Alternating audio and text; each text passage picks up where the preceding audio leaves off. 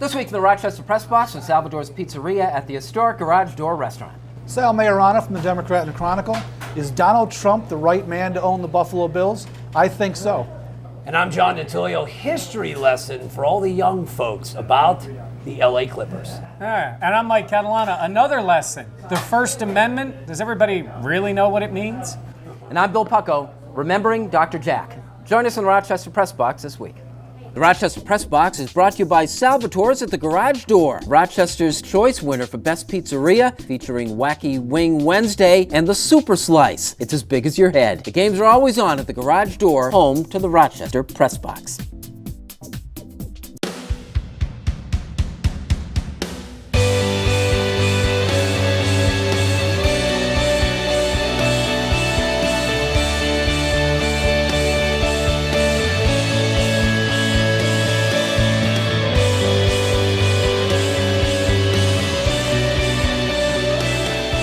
Hello everyone, and thanks for joining us here in the Rochester Press Box from Salvatore's Pizzeria at the historic Garage Door Restaurant. I'm Bill Pucko, joined by John DiTullio, WHTK Radio, Sports Director, Mike Catalana, 13 WHAM News, Fox Rochester, and Sal Maiorana, our resident football expert from the Democrat and Chronicle. It is draft week.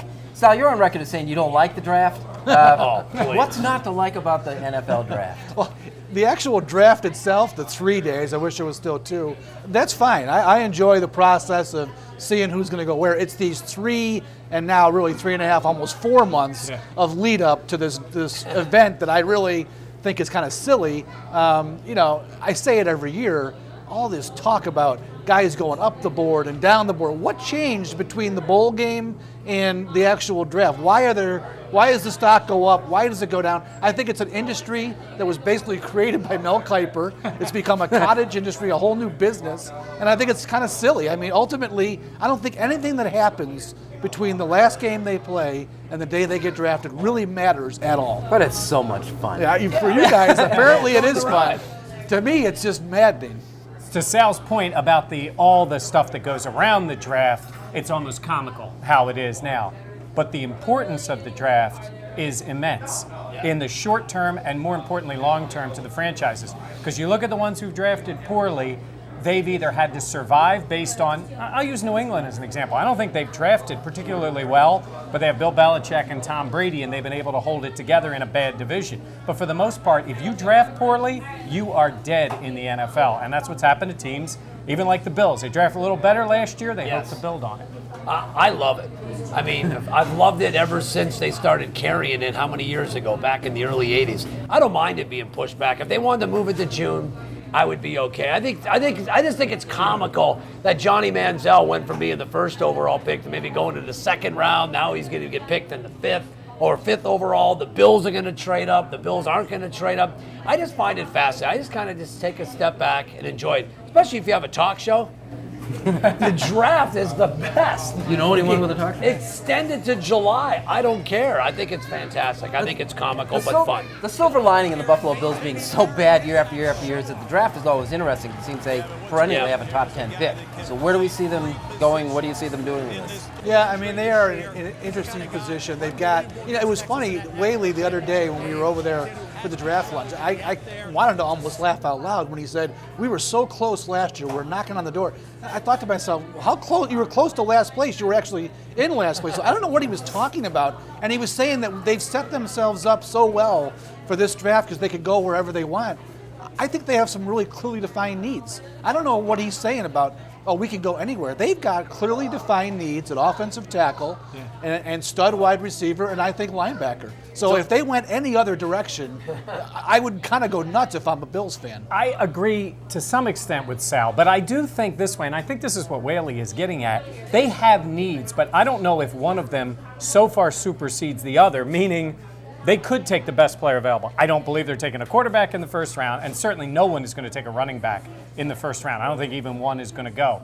But name another position that if the best player there wasn't a corner, a safety, a linebacker, even a DN, because I think Mario Williams might be in his last year with the Bills, and certainly on almost any other position offensively, they could take that player because they're okay at a lot of spots. They don't have as many needs as they had maybe 3-4 years ago. And they have drafted well over the last 2 years. E.J. Manuel will tell us how good last year's draft was.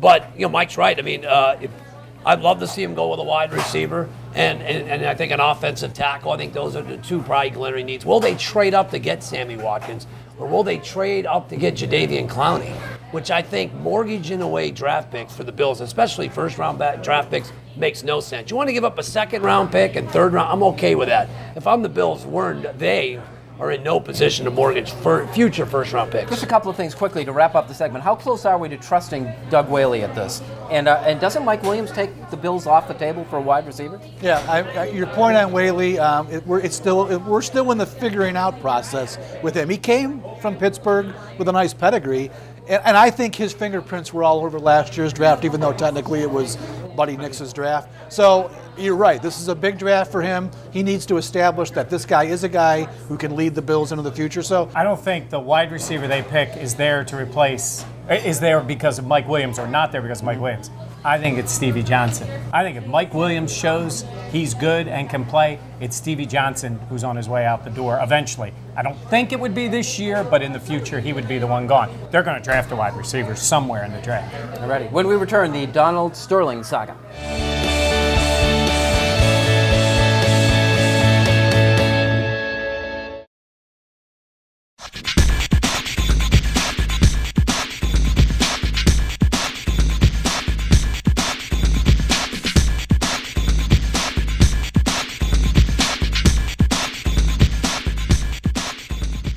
Welcome back to the Rochester Press Box here from Salvatore's Pizzeria at the historic Garage Door Restaurant, a super sports bar. I would also like to remind you that Salvatore's Pizza has pizza carts now. You can see these things out there late night. I know you guys are out, late partying, John.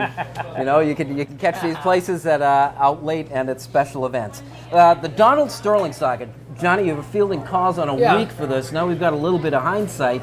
Has it changed at all? Well, no, people still. I'm sick of giving out the definition of freedom of speech. I think I did that enough this past week.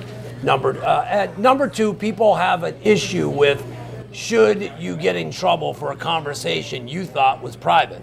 And I think that's an issue a lot of people. I don't have a problem with it. He knew he was being recorded. Whether or not you thought he got railroaded, ask yourself this. Is Donald Sterling a bad guy? A good guy or a bad guy? I believe he's a bad guy. What bothers me throughout this whole thing is that now that it's happened, sponsorships, Doc Rivers, who I have a lot of respect for, and the NAACP are acting shocked. Stop. You knew. I understand players don't vet their bosses. They just want to know how much they're getting paid. Doc Rivers, NAACP, and other organizations, other sponsorships, normally in the past should know a little thing or two about the guy that they're putting their brand or putting their name on. So I don't feel sorry for any of those individuals. I'm glad Donald Sterling's out of the NBA. In this, I disagree with the commissioner. This is a culmination of 30 years of being a bad guy, not just one incident. It was like a lightning strike when it hit. It hit and it was over relatively quick. Yeah. And then it comes around and you hear terms like mob rule and stuff and the secondary opinions. I couldn't agree with John any more with what he talked about. And I really like Doc Rivers as a coach. He coached the Celtics, and I still really like him. And I think he was great. But he played for this guy with the Clippers. With his eyes open. He chose to get away from the Celtics to go to the Clippers. You knew the man you were going to work for. And with John's point, now this stunned, shock, surprise from so many people about him is almost comical. That does not take away from any of the clownish things that this guy has done through the years. But the odd thing about him is he's a man who, of course, he ended up in a lawsuit with him, but employed an African-American general manager for years when very few NBA teams did that. And he's giving money to the NAACP. What he is that guy, in the superficial way, tries to look as best he can like a good guy. But a simple Google search would show people what a bad guy he really was. The surprise part bothers me, but the commissioner did what he absolutely had to do. And now there'll be a fight. There will be a legal fight because that's what this guy is. But he did what he had to do. From a media standpoint, Sal, the liberal media, the rush to judgment, does the media come off well in this? In this situation, race being what it is in this country, they didn't have a choice, Bill. That's the only side they could have taken, was the side the media did take. Basically, kill this guy and get him out of the league. I'm fine with that. The guy's a bad guy. I found it interesting, though. I would have liked to have seen the players react a little quicker. They were all pounding their chests and being tough guys on Tuesday morning before, when Stover made his ruling that, we were going to walk in those games and not play those games that night. Well, why didn't they say that Sunday when there were nationally televised games on Sunday afternoon, that they could have really made a strong statement and done the walkout? I question that morality play a little bit. Why don't you go out and be ahead of the issue from the player's standpoint if you really felt that way? Yeah. You want to go read a great article on this and a perspective that people should pay attention to? Kareem Abdul-Jabbar, editorial in Time Magazine, takes in a lot of things into consideration here. I think he hits it on the head pretty well. Cool, we'll do that. Like it or not, when we return.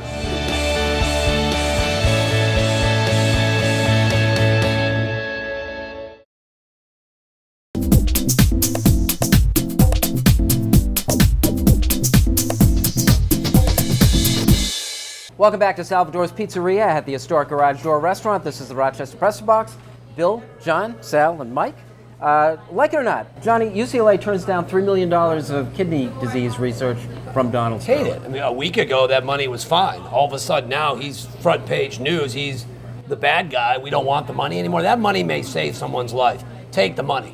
A week ago, it was okay. A week later, it's not okay. So, no, I don't like what UCLA, take the money, save a little boy or a little girl's life. What's wrong with that? I have no problem. NAACP, I got, understandably. But you don't take the money. Don't even offer a donation from Donald Sterling. UCLA, take the money, do something good with it.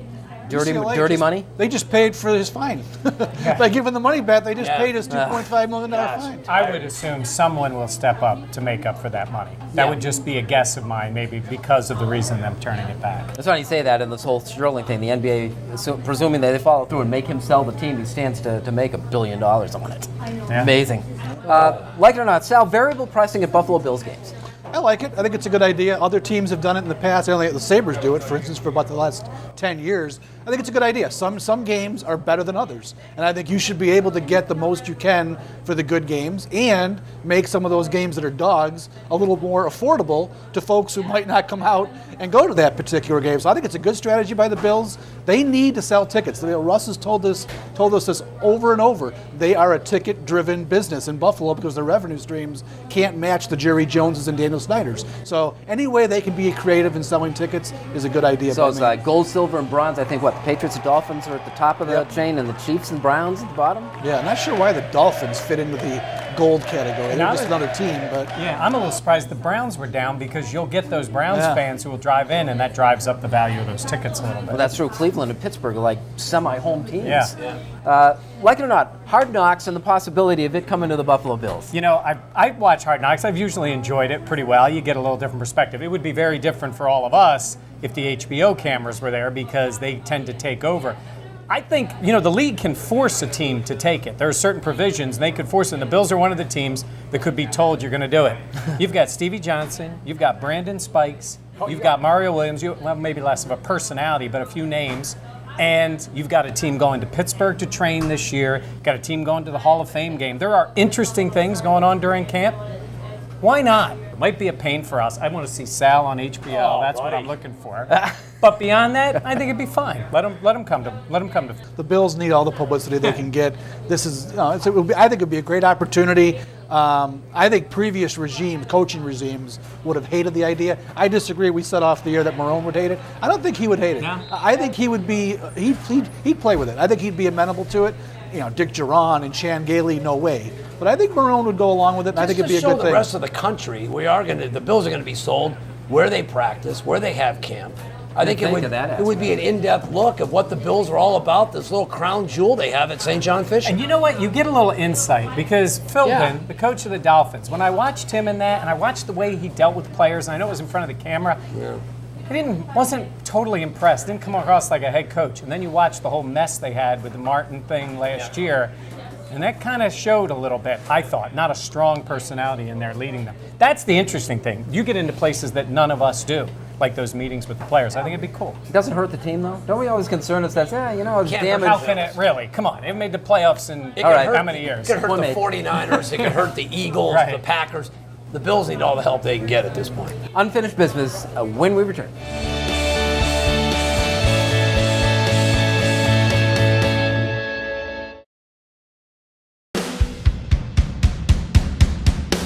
Welcome back to Salvatore's Pizzeria at the historic Garage Door Restaurant. This is the Rochester Press Box. Time for some unfinished business. We go with John first. You know, this past week I had to give a educational, history on the NBA. When asked what the Clipper players should do in protest, I thought, hey, why don't they get permission from Adam Silver to wear the Buffalo Braves uniforms? And the kids looked at me and go, why would they do that? And I go, geez, with Google, how could you not know that the Clippers started in Buffalo? I mean, they came into the league with Portland and Cleveland in 1970. Under the late, great Jack Ramsey, made a couple runs, deep runs in the playoffs. Then Paul Snyder couldn't compete with the Buffalo Sabres. He sold the team to John Y. Brown, who then started a fire sale. Kind of went Charlie Finley, just started selling players off left and right. They were actually playing games in Toronto, a la what the Bills are doing today, trying to make it work. Long story short, he needed a partner. He wanted out of Buffalo. Welcome Irv Levin of the Boston Celtics. Believe it or not, this was precedent back then. You could exchange franchises. We saw it between Carol Rosenblum and Bob Irsay, between the Rams and Colts. They flip-flopped organizations. The owner of the Boston Celtics bought the Buffalo Braves after 1 year, shipped them out to San Diego, and then eventually sold the team to Donald Sterling. That's right, Donald Sterling bought the Buffalo Braves, known then as the San Diego Clippers, 30 some odd years ago. But John Y. Brown is public enemy number one. Paul Snyder tried to make it work in Buffalo, couldn't compete with the Sabres. And John Y. Brown, who was probably the most hated man in Buffalo, one of the most hated men in Buffalo, started a fire sale, no longer the Buffalo Braves. That's like so too bad because the way the NBA has exploded. Having an NBA team these days in Buffalo, wouldn't that be cool? I'm a guy in my late 40s, but I get cranky when young kids don't know this. It bothers me. They don't know music, and they don't know history of the NBA, especially in your backyard, Mike. I like how he said late 40s. Sal. Very late. I'm Ed Marinaro. Look it up, kids. I'm Ed Marinaro. Look that up. Since we're on the topic of owners, obviously the Buffalo Bills ownership situation has been a huge deal since Ralph Wilson passed away. We're about a month and a week since that fateful day, and I am all on board, folks, believe it or not, with Donald Trump. Now, he has been the guy who's come out first and foremost saying that he wants to buy the Bills and keep them in Buffalo. I think it would be a great idea for Buffalo. I think, number one, it's clear that Trump can afford the team. He's worth $4 billion. That's a good thing for the Bills. Number two, he's made it very clear he wants the team to stay in Buffalo. What's bad about this scenario? If Donald Trump is the owner of the Bills, all of a sudden you've got cachet, you've got a ton of money, you've got his pretty much guarantee the team will stay put. Maybe they build a new stadium because he could certainly afford that, and he will demand perfection from the top of that organization to the very bottom. I don't see anything wrong with this. I'm all for Donald Trump buying the Buffalo Bills. And he would be fun to cover too, wouldn't he? I think so, yeah, very much. Can you see the helmets, though? They would just have that hair on the side. They would look like the... Have to redesign the logo. Go ahead, Mike.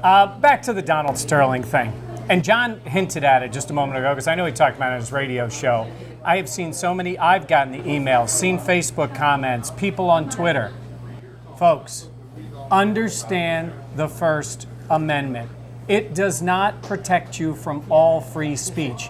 It protects you from government persecution. It protects you from saying something out loud and being arrested for it in general. It does not protect you from repercussions both from your employer or in this case from the league in which you operate. Donald Sterling was free to say whatever he wanted to say, and he will not go to jail for it. But he's going to lose his NBA team for it because he broke the covenant of the NBA owners. Understand what the First Amendment does for you. I can walk in and say to my boss, you're the biggest jerk in the world. I can't be arrested, but I could be fired. That's the difference. Now, are you actually saying that, or? My boss is the greatest guy in the world. Alrighty. Sort of lost in the Donald Sterling quagmire the past week, I think, was the passing of Dr. Jack Ramsey, who died at the age of 89. Jack was a brilliant basketball man. Connections to Mike. He was the general manager of the Philadelphia 76ers. Great team in 1966, won an NBA championship. John tied him in as his connections with the Buffalo Braves. He, of course, coached the Portland Trail Blazers to a championship. And he was just an all-around knowledgeable basketball guy who worked in the broadcast booth until he was 87 years old at the age of 2011. He was also so much more. At the age of 21, he enlisted to serve in World War II and was sent to the Pacific. He didn't actually serve in combat, but he became a Navy captain at the age of 21. At the other end of his life, he was a championship age group triathlete at the age of 70. And in between, he found time. He decided one summer that he'd try to get better at golf, and he wins his club championship. Really quite the guy. All along, he's fighting health issues, a laundry list of health issues you wouldn't believe, almost every kind of cancer imaginable. There were surgeries, there were problems. He never brought it up. He always kept it in the background, and for 10 years, he was with his wife suffering 10 years with Alzheimer's disease before losing her. And again, he never made it a public fight. He was a good private fighter. He lived by a credo saying, imagine the life you want to live and live it. Do you think Donald Sterling ever had that conversation with himself? We record the Rochester Press Box here from Salvatore's Pizzeria at the Garage Door Restaurant every Wednesday at 12:30. We invite you to come down, meet the guys, have lunch with us. We'd like that.